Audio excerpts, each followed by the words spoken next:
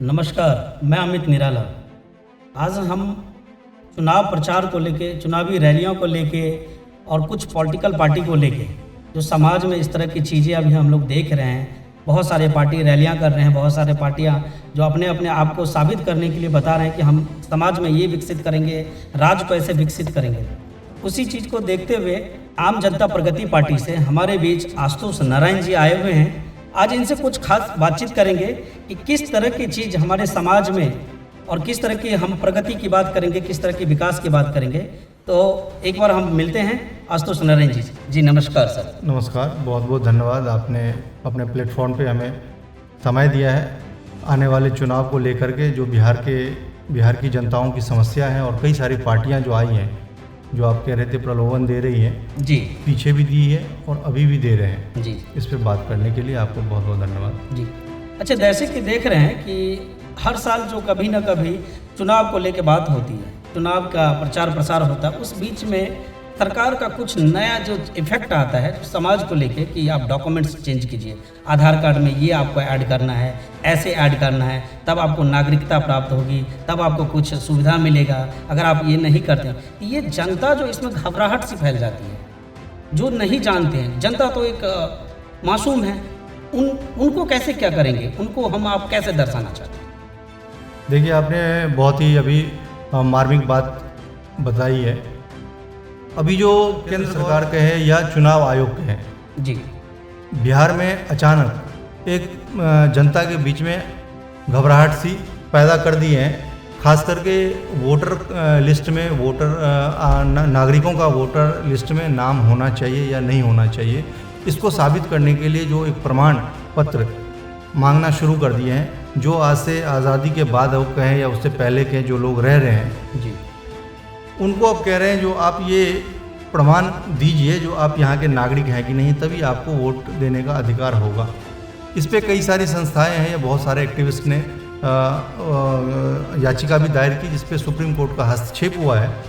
उसमें उन्होंने जो ये प्रमाण पत्र मांग रहे थे उसमें से कुछ और बढ़ा दिए हैं। जो वर्तमान प्रमाण पत्र जैसे आधार कार्ड है या वोटर कार्ड जो नागरिकता को प्रमाणित करता है, जो आप इस देश के, इस राज्य के नागरिक हैं, उस डॉक्यूमेंटेशन में से कुछ को भी और जोड़ दिया है, जिससे थोड़ा बहुत सहूलियत है। परंतु लोगों में एक घबराहट है। जो ये चीज़ें समय दर समय चुनाव के माहौल में ही ये क्यों शुरू हुआ है? अगर चुनाव बिहार में है और उसी समय बिहार में ही क्यों है? ये गुजरात में भी हो सकता है जी। अगर आपको इस चीज़ों को ठीक करना है तो आप दूसरे स्टेट से भी ले सकते हैं। यहाँ तो चुनाव है, उसी वोटर लिस्ट पे पीछे आप लोकसभा चुनाव लड़े हैं, वही नागरिक वही लोग आपको यहाँ दिए हैं और काफ़ी बढ़ चढ़ के मैंडेट मिला है आपको। 30+ सीट मिली हुई है, वही वोटर है, वही वोट दिए हैं। तो वो वोटर लिस्ट में फिर खामियां कहाँ से आ गई अभी चुनाव के टाइम में? अगर खामियां हैं, ये कानून आप बना रहे हैं पूरे देश में, तो आप बिहार से ही क्यों अभी लागू कर रहे हैं? इससे क्या है, लोगों में एक संदेह उत्पन्न होता है। जो सरकार में आरोप लग रहे हैं, जो वर्तमान गवर्नमेंट है, ये जो अदर स्टेट में भी जो शोर शराबा था, जो इसी बहाने ये वोटर लिस्ट से लोगों का नाम गायब कर देते हैं। इनका कहना है जो कई सारे फर्जी वोटर जुड़े हुए हैं, तो जो फर्जी वोटर जुड़े हुए हैं तो वो तो आपका लोकसभा में भी जुड़े हुए थे, सही बात है। तभी भी आप ठीक कर सकते थे। अब एट रैंडम अभी 2 महीने चुनाव का है और हर जगह देखने को मिली है, जो BLO है, जो पदाधिकारी अपॉइंट किया गया है, वो कई जगह पाया गया है बिना घूमे, बिना उस आदमी के यहाँ गए हुए फर्जी डाटा बना रहे हैं जी, और वो रिपोर्ट दे रहे हैं। वही रिपोर्ट बन के जाएगा तो उसमें कहाँ से फिर स्पष्ट डाटा आएगा? एक एग्जाम्पल के लिए बताते हैं। अभी हम लोग को एक शिकायत आया हुआ था, जो एक उपचुनाव हुआ था किसी पंचायत में, वहाँ पे 4-5 घर का 80-90 लोगों का वोटर लिस्ट से नाम ही गायब कर दिया गया था। तो लोग जैसे कहते हैं, पहले भी कहे हैं, जो ये वोटर लिस्ट से नाम गायब कर दे रहे हैं, आज 4-5 साल में इस चीज़ का ज़्यादा प्रचलन बढ़ गया है। पहले भी होता था थोड़ा बहुत, लेकिन इस बीच में 1-2 साल में तो ज़्यादा बढ़ गया है। फर्जी जोड़े जाते हैं वोटर और असली वोटर को हटा दिया जा रहा है। ये वर्तमान केंद्र सरकार पे, चुनाव आयोग पे भी आरोप लगा है। वही चीज़ लोग मान नहीं रहे थे। जब उनके साथ में, कुछ लोगों के साथ में हुआ है, तब उन्हें इस चीज़ का महसूस हुआ है, जो ऐसा भी सही में होता है। जो चाहे ब्लॉक लेवल का हो या डिस्ट्रिक्ट लेवल का हो या राज्य सरकार का या केंद्र सरकार का, कहीं ना कहीं ऐसा सिस्टम है जहाँ पे खामियां हैं जिससे लोगों का वोटर लिस्ट से नाम गायब हो जा रहा है। ठीक है।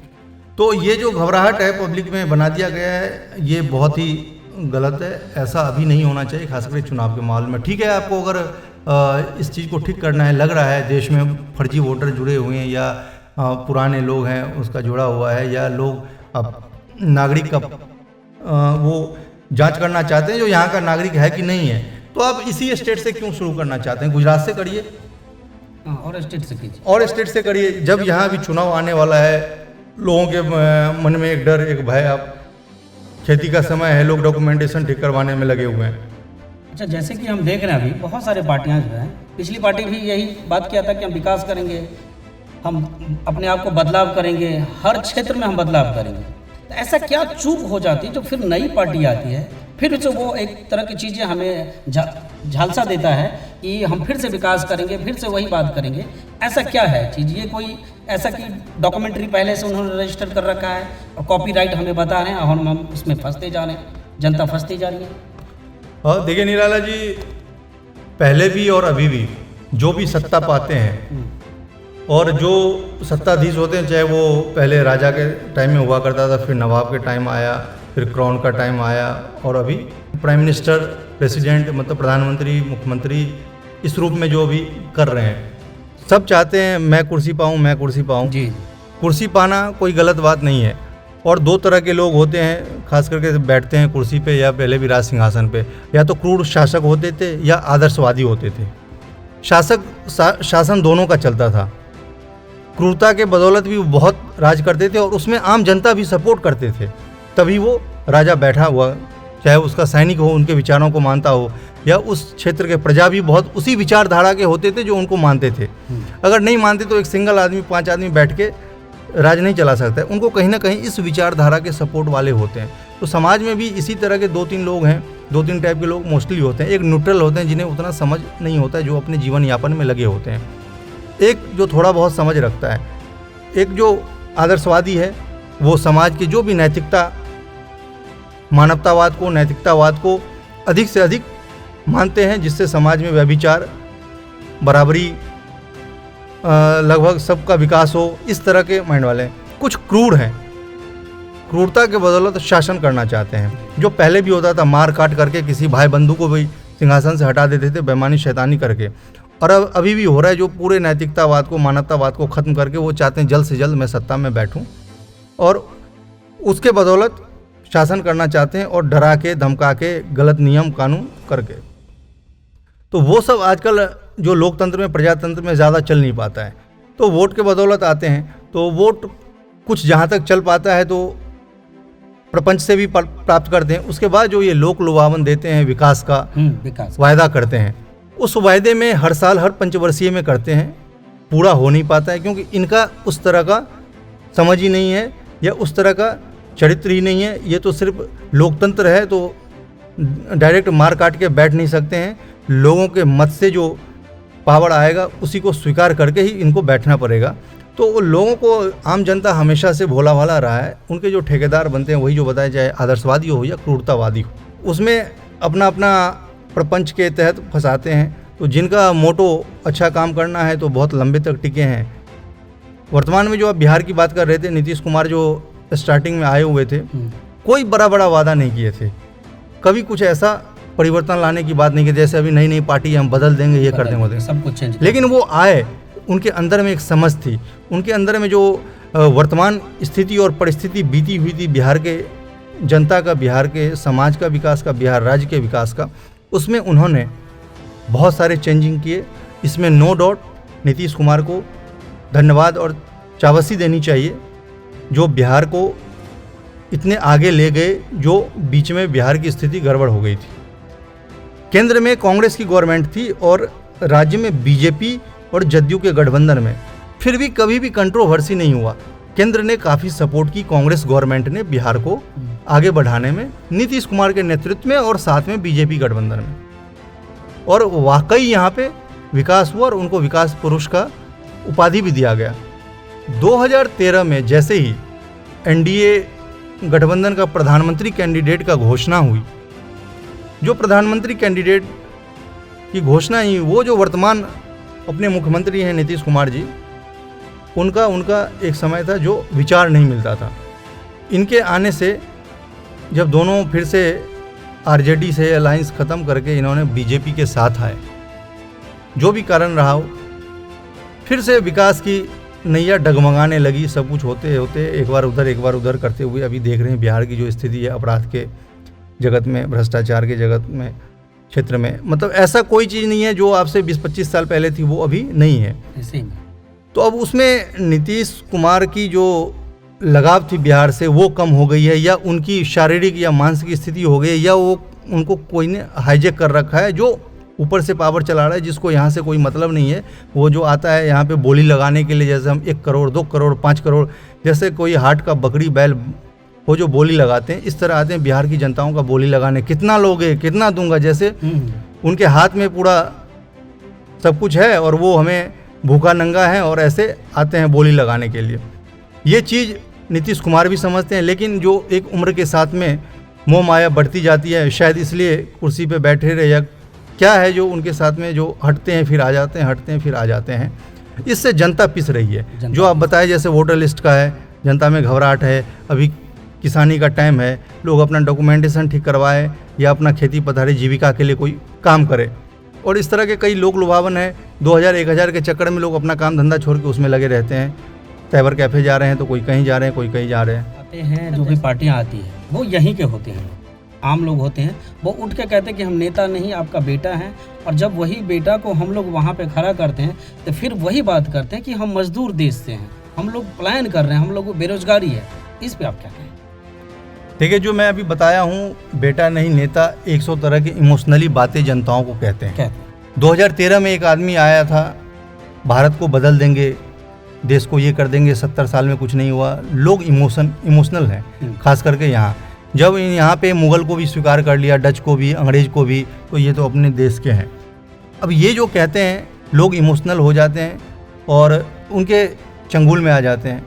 वैसे ही दिल्ली में आपको याद होगा, एक दिल्ली का बेटा आया हुआ था, उनका क्या हुआ स्थिति देख रहे हैं। वैसे ही यहाँ पे हैं जो आजकल, पहले सिनेमा जगत था ना, बॉलीवुड में या कोई भी, जो तरह तरह के रोल लेते थे, दूसरे का स्क्रिप्ट लिखा हुआ पढ़ते थे, सही से उनको हिंदी बोलना भी नहीं आता था, लेकिन हिंदी फिल्म में काम करते थे। ऐसे बहुत सारे कलाकार थे।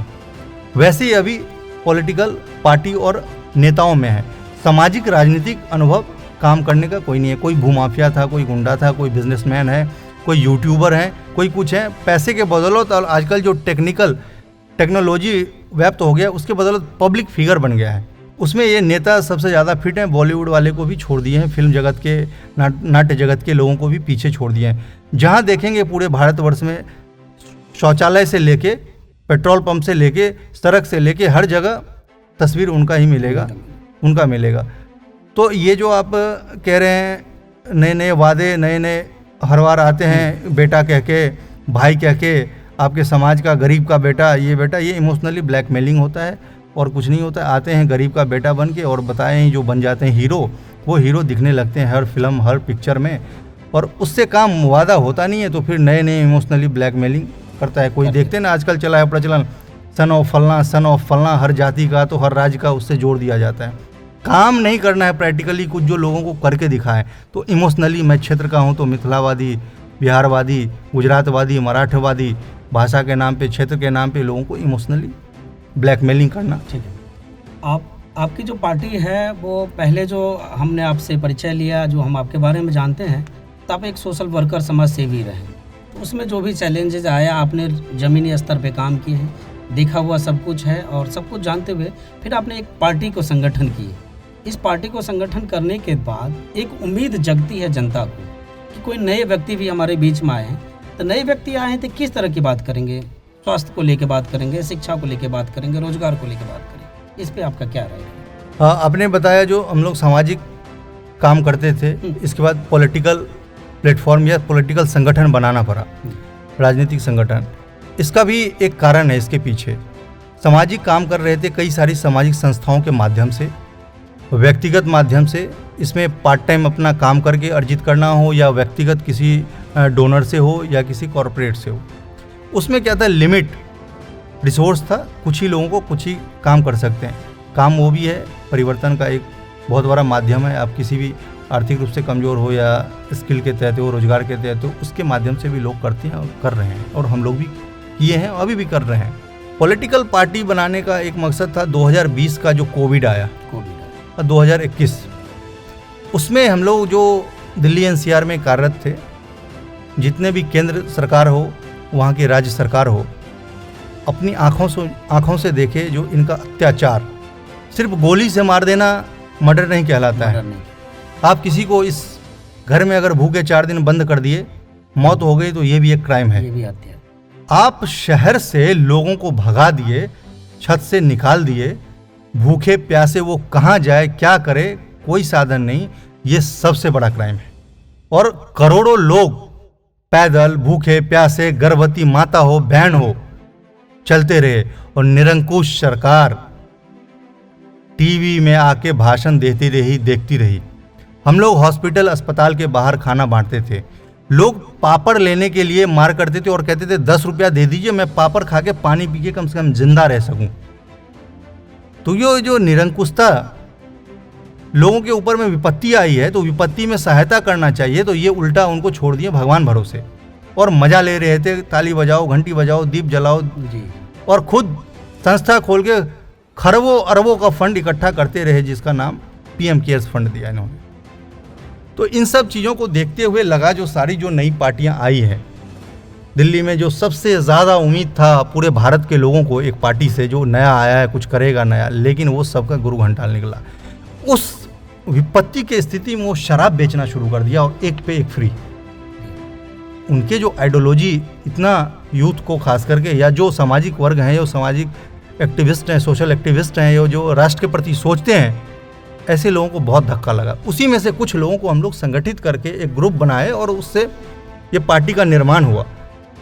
पार्टी निर्माण करने का मकसद वही था, जनहित में काम करना। इसीलिए हम लोग घबराए नहीं, हड़बड़ाए नहीं सत्ता पाने के लिए, जो खरबों इकट्ठा करे पहले चंदा पैसा गलत कमिटमेंट करके, या कॉर्पोरेट के सामने हाथ पांव जोड़ के कॉर्पोरेट में, और तूफान ला दे प्रचार का, हम भी कोई आए, हम परिवर्तन कर देंगे, ये कर देंगे, वो कर देंगे।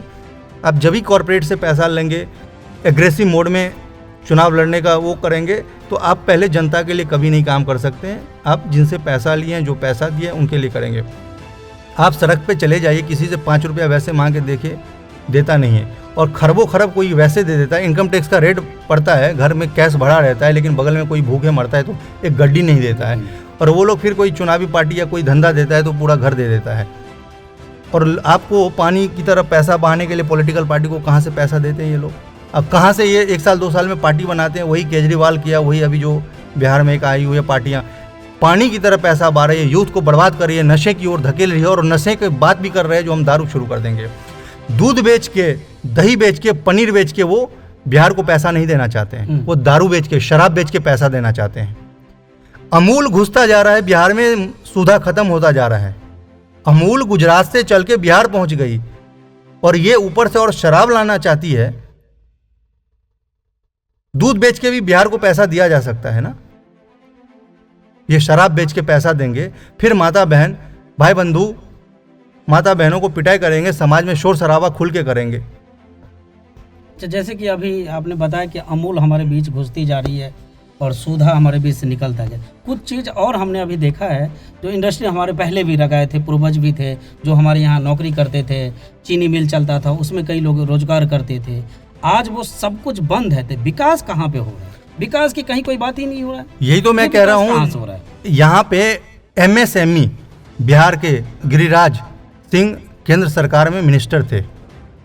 एक भी यूनिट, एक भी क्लस्टर पूरे बिहार में, अदर जिला को छोड़ दीजिए, जो वहाँ जो वो अपने डिस्ट्रिक्ट के हैं वहाँ ज़्यादा नहीं, अगर उस डिस्ट्रिक्ट के आसपास में भी 4-5 कोई क्लस्टर यूनिट डेवलप किया हो MSME का, भारी उद्योग छोड़ दीजिए, बड़ा इंडस्ट्री छोड़ दीजिए, वो भी डेवलप नहीं हुआ है। राज्य गवर्नमेंट का देख लीजिए, नीतीश सरकार थी तो उनका कुछ मंशा था, तो वो कुछ किए इंडस्ट्री को लेके, लेकिन जो पुराने उद्योग धंधे कांग्रेस के ज़माने में चल रहा था और लालू के ज़माने में आके बंद हो गया, बहुत सारे इंडस्ट्री जो हम लोग भी देखे हैं, वो जस का तस पड़ा हुआ है, कोई भी न्यू इंडस्ट्री शुरू नहीं हुआ है। केंद्र government startup India, stand up India की बात की है, बहुत प्रचार किए, उस पर भी बिहार के जो यूथ हैं वो खरा नहीं उतरा।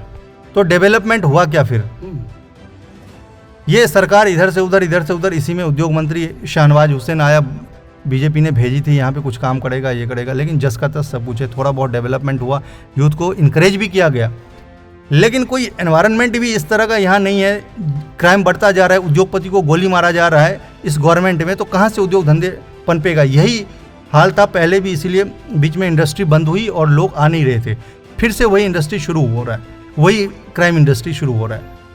कभी कभी हम न्यूज़ वगैरह भी देखते हैं, बहुत सारी चीज़ें अखबार वगैरह पढ़ते हैं, तो उसमें हम ये देखते हैं कि हम लोग बहुत डेवलप कर गए, हम लोग 5G चले गए। क्या स्वास्थ्य को लेकर ऐसा चीज़ है हमारे बीच? हम लोग 70 साल अब जी रहे हैं और मामूली इंसान 40 साल 50 साल में अटैक पड़ रहे हैं, तो हम डेवलप स्वास्थ्य की तरफ कर रहे हैं कि घटते जा रहे हैं? हम लोग के पार्टी का सबसे प्रायोरिटी में शिक्षा से भी ज़्यादा हम लोग स्वास्थ्य पे होना चाहिए। रखे हैं। स्वास्थ्य का इसलिए रखें, शिक्षा जो है साक्षर करना लोगों को अलग है। पहले ज़माने में बहुत सारे किताबी ज्ञान, डिग्री नहीं थी, फिर भी एक सामाजिक अनुभव होता था, उससे पूरा 100 वर्ष लोग अपना जीवन यापन करते थे बहुत ही अच्छे ढंग से। शिक्षा के क्षेत्र में 90% बच्चे, हम लोग का पूरे स्कूल का सर्वे और शिक्षा पे बहुत काम किए हुए हैं। दिल्ली एनसीआर से लेके अदर स्टेट में भी, राजस्थान, यूपी, मध्य प्रदेश, हरियाणा और बिहार में भी 90% बच्चे स्कूल जा रहे हैं। रही क्वालिटी की बात, तो वैसा एनवायरनमेंट नहीं है जो आप किसी के बराबरी करवाएंगे। किसी भी चीज़ में 100% रिजल्ट नहीं है। 90% बच्चे स्कूल जा रहे हैं हम लोग, बिल्कुल। अब उसमें उनकी रेगुलरिटी, उनकी शिक्षा में गुणवत्ता बढ़ रही है कि नहीं, ये एक अलग बात है। पहले था जैसे स्कूल से ही नहीं जा रही थी। तो जब केंद्र में कांग्रेस की गवर्नमेंट थी, जैसे उन्होंने कई सारे मिड डे मील, बहुत सारी योजनाएं चलाई, राज्य सरकार भी इस चीज़ को इम्प्लीमेंट किया, खास करके नीतीश गवर्नमेंट ने बिहार में, तो उससे शिक्षा का जो स्तर है बढ़ा है, टीचर की भी वैकेंसी अच्छी खासी आई है, बिल्डिंग की भी। स्वास्थ्य का अभी भी बुरा हाल है, उससे ज़्यादा। जो प्राथमिक चिकित्सालय एक ज़माने में हुआ करता था हर पंचायत में, बहुत सारे गांव में, उनकी स्थिति बदतर है। बिल्डिंगें टूट रही है, खंडर पड़ा हुआ है, वहाँ पे कोई डॉक्टर नहीं आते हैं, डॉक्टर आते भी हैं तो वीकली आते हैं, कोई है नहीं। जो ब्लॉक स्तर का सदर का हॉस्पिटल है, थोड़ा बहुत वहाँ से शुरुआत है उपचार का, फिर भी वहाँ पे बहुत सारे मशीनें नहीं हैं। फिर हर 2-4 डिस्ट्रिक्ट पे एक मेडिकल कॉलेज के साथ में है, उनकी भी स्थिति बहुत बदतर है। बिल्डिंगें बन रही है, डेवलपमेंट हो रहा है, मंत्री जी फीता भी काट रहे हैं, शिलान्यास का पट भी लग रहा है, लेकिन अंदर का जो इंफ्रास्ट्रक्चर है, टेस्ट का, एक्सरे का, ये वो, मेडिसिन, डॉक्टर का रेगुलरिटी, अच्छे डॉक्टर का अपॉइंटमेंट, वो अभी भी उस लेवल का नहीं है। नाम के लिए हर स्टेट में एम्स बन रहा है, फिर भी आप देखेंगे अदर स्टेट में जो एम्स है उसके अकॉर्डिंग में राजधानी दिल्ली में जो एम्स है, पूरे भारत के लोग फिर भी वहीं पे छूट, बिल्डिंग बन जाने से, नाम लिख जाने से एम्स, ये वो, उससे सुधार नहीं होगा। झोपड़ी ही हो, आपके शहर में जो भी मेडिकल कॉलेज है गवर्नमेंट की, उसी में अगर अच्छे अपॉइंटमेंट डॉक्टर हो, हर डिपार्टमेंट का डॉक्टर हो, हर मशीनरी की व्यवस्था हो, रहने उनके अटेंडेंट का, तो आपको एम्स की ज़रूरत नहीं है।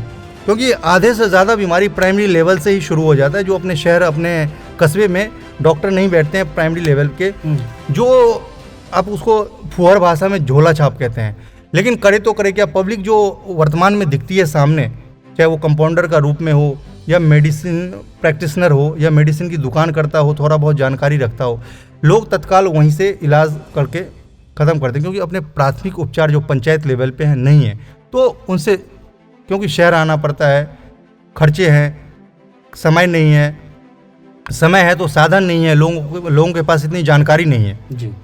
जो आप बिल्डिंग कम बनाइए, डॉक्टर का अपॉइंटमेंट ज़्यादा करिए और उन्हें मोटिवेट करिए जो रूरल एरिया में टिके, उनको ऐसी सुविधा दीजिए, चाहे उनके फैमिली को रहने का हो, चाहे उनको रहने का हो। इसके बाद जो है, कम से कम टेस्ट का हर सारी मशीनें हो, उस पर जो टेक्नीशियन है उसकी अपॉइंटमेंट हो, उसकी ट्रेनिंग हो।